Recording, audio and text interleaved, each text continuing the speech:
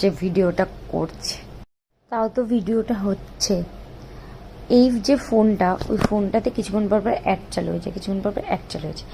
এই যে এই মহাদেবের মন্দিরটা, আর দেখবে মানে কোথাও গিয়ে, মানে এই যে কাশ্মীরে গিয়ে যে এই মন্দির, যে কোনো জায়গায় গিয়ে মন্দির দেখতে খুব ভালো লাগে।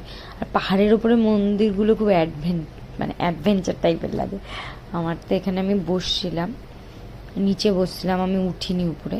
যে আমার হাজব্যান্ড ওই উপর থেকে আমার ভিডিও করছে যে দেখো আমি নিচে, তো আমি বসিনি, আমি উপরে উঠিনি, ও উঠেছিল। আমার একটু প্রবলেম ছিল তাই আমি উঠতে পারিনি। আর এই যে এবার এসছি, তোমরা সবাই বুঝতে পারবে এই জায়গাটা কোনটা। সিলসিলের শুটিং হয়েছিল, খুব ফেমাস গান। আমি বলছি তোমাদের টিউলিপ গার্ডেন, এইটাও কাশ্মীরের একটা সৌন্দর্য। এই টাইমে অনেকে আসে, তারা টিউলিপ দেখতেই আসে। আবার অনেকে অন্য টাইমেও আসে, তখন চেরি ঠেরি হয়, মানে আগস্টের দিকে আসলে চেরি পাওয়া যায়। দেখো টিউলিপ গার্ডেন ভীষণ সুন্দর, গোলাপ তো সুন্দরই। আমি যখন মানালি গেছিলাম তো অনেক ফুল দেখেছি, গোলাপ দেখেছি, কিন্তু কাশ্মীরে গিয়ে টিউলিপ দারুণ লেগেছিল। আর এই যে একটা ভাই, এই ভাইটা হচ্ছে, আমরা যে ট্যুর অ্যান্ড ট্রাভেলের সাথে গেছি, ওখানে একটা আন্টি আঙ্কেল ভাই ছিল, ওদের সাথে আমাদের খুব বন্ধুত্ব হয়েছিল, আমরা ওদের সাথেই ছিলাম সারাদিন। আর এই ভাইটা ছিল বলে গৌরবেরও অনেক সময় কেটে গেছিল।